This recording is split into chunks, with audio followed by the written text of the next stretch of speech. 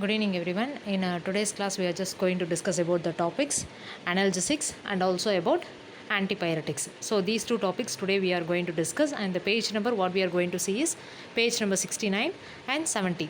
So what is mean by this analgesics?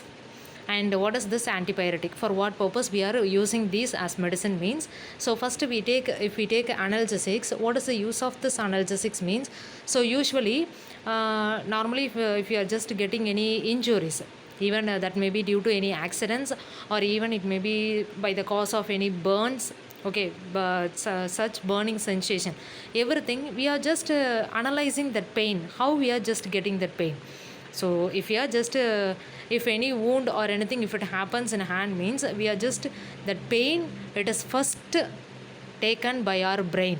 Okay, it is not at all just in that particular point where that incident it happens, in that place the pain it is not normally occurring. It will be just first taken by our brain, and from there only the messages, either it is paining or not. If it is burning, in that unknowingly if we just kept our hand means, and immediately we want to remove our hand, that message it is just given by our brain. So each and every activities whatever we are doing, and also that pain, analyzing that pain, everything it is just taken by our brain.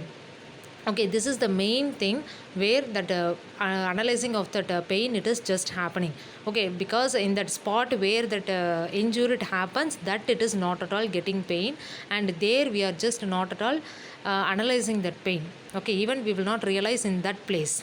Okay, only because of our brain, what message it is just sending through our nerve cells, only we are getting that, and according to that our body it will be acting on, and that pain it will be just released by these analgesics. Whatever that injuries it occurs, or even due to any accidents, if any wounds it occurs, whatever it may be, everything it will be cured by this analgesics. So normally analgesics if we take, it is of two types.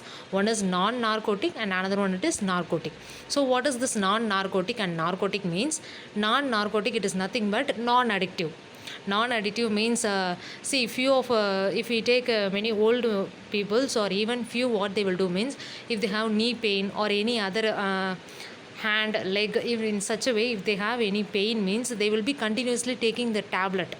Okay, for just if they are taking the tablet, they will not get that pain and they will feel better. Okay, in such a way continuously we will be addicted, okay, to that medicine, because without that medicine the pain it will be not gone. We will be just getting the pain. In such a way our mindset it will be there. Those drugs what we are just taking continuously, no, those are called as those are called as narcotic. Okay, that is what they will make us to addictive. Or if it is not, only when it is needed, at that time if you take means it is enough. More than that, if you are not at all interested in taking, that means those are called as non-narcotic drugs. That is what, for example, it is aspirin, and then for narcotic drugs, an example it is codeine. Okay, so these two are the examples for this non-narcotic and narcotic drugs. So this is the use of this analgesics. And then if we take about antipyretics, so what is this antipyretics? It is nothing but, see, usually our body temperature it will be ranges from 98.4 to 98.6 degrees. Okay, so this is our normal body temperature. If the body temperature it is more than that, which is control, how we are just the body temperature, how it is maintained. Okay, usually this is our body temperature. I said how it is maintained means, in our bloodstream and hypothalamus it will be present, which is very much useful and which is just controlling our body temperature.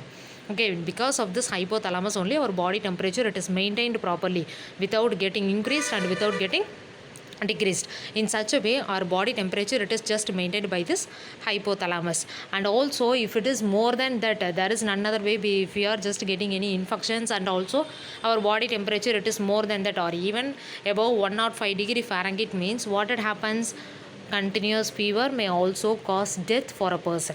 Okay, because then and there, if you are feeling light fever and next day if it is okay means okay, but continuously day by day we are getting that fever means, immediately we want to take medicine what it is needed. So in such a way if you are not at all considering, that means what it will happen, that continuous fever also it may cause a death for a person.